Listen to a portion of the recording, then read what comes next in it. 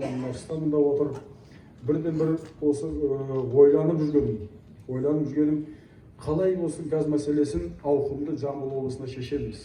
Өйткені 377 елді мекеннің небәрі газдандырылғаны 48 ғана пайыз. Өткен жылдың бірінші қаңтарына шаққанда 48% болған. 50% деп қойшы ма? 50%. Ал қасымыздағы екі көрші облысынан, Түркістан облысы, не болса Алматы облысы, енді Алматы облысында төмен екені рас, бірақ Түркістан облысынан да енді екеуі ол облысқа да, мынау Жамбыл облысында келіп жатқан газ әзіргі таңда бейнеу бозой қоспаған кезде көбінен газлы Шымкент арқылы келетін газ. Ана жерде көрсеткіші бөлек, халқы да бұған қараған кезде бірнеше есе көп. Неге төмен бізде 48%? Сөйтіп барынша осыған жұмыс жасап жатырмыз ғана. 2018-ден бастап осыған кірістік. 86 елді мекенге газдандыруға қатысты 40 миллиардтан астам қаржыға үкіметке өтінім бердік. Бір облысқа 86 елді мекенге, соның ішінде басым көпшілігі жаңағы газ тарататын станциялар салу мәселесі. Бірінші кезекте соны шешу керек.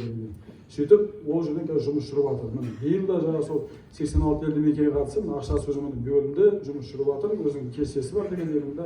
Оның бәрі дұрыс. Бірақ оның өзі де аз.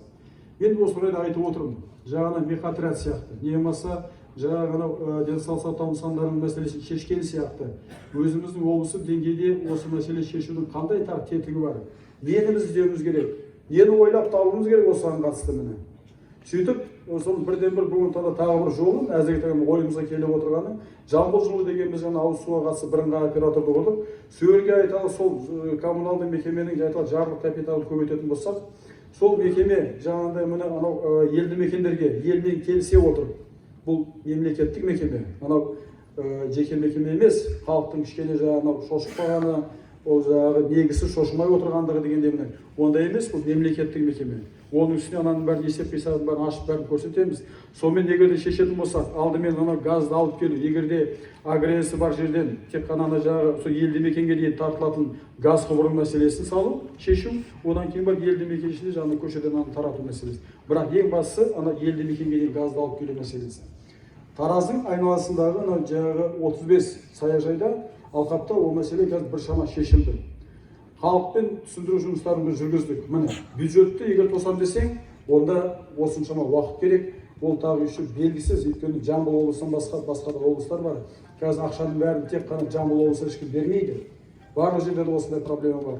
Керек болатын болса Алматы облысында кеше үкіметтің кеңейтілген отырысында газдандыру мәселесін неге төмендеген облыстың әкімінен сөйлеп президент сұрады. Ол жерде бізде де төмен мысалға да.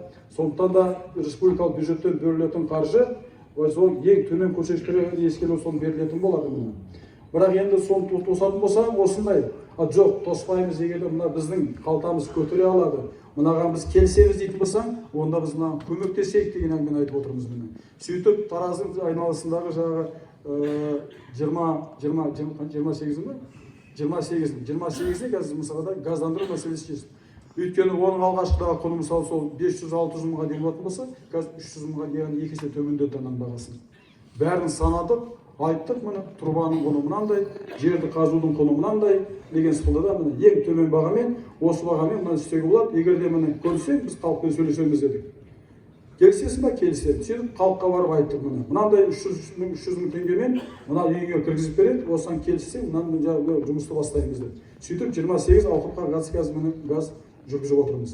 Енді сол сияқты ана коммуналды мекеменің есебінен де барлық аудандардағы осындай агрессия бар елді мекендерге газды неге біз осы мысалы жасамасқа. Бюджеттің есебінен түсінікті, бірақ ол бюджеттің есебінен созылады. Оған уақыт керек, өйткені қаржы шектеулі. Ал жоқ, оған мысалы қарамаймыз, елдің өзі жоқ, мынаны біз қалтамыз көтереді, мынаған біз келсеміз десе, онда ұйымдастырайық мынаны. Тараздың төңірегіндегі анау саяжайдың бәрі соны дәлелдеп отыр ғой міне қазір. Дәлелдеп отыр міне. Осы мәселеде мына аудан жақсылап ойлану керек.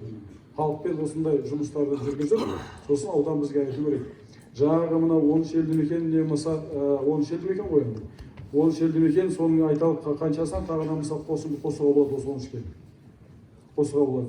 Билікөлдегі агрессиядан бөлек ана қалған агрессияның шамасы келетін болса, қаншасын жаңағы подводящий газ бүгінгі таңда салуымызға болады да, ол үшті қанша көбейтуге болады. Ол да мәселені шешудің бір жолы.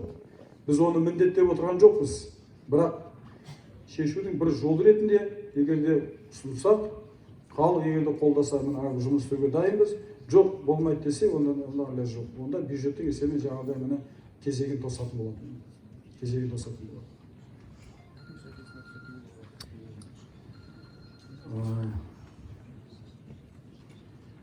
Пилоттық жобаны айттыңыздар. Енді айтып келе жатырмыз ғой. Бүгін таңда әкімде сіздердің қойған сұрақтарыңызға қатысы көпке күттірмейтін шығар деген өзінің ойын айтты. Басқа ауылдық округтарға таратуға қатысты.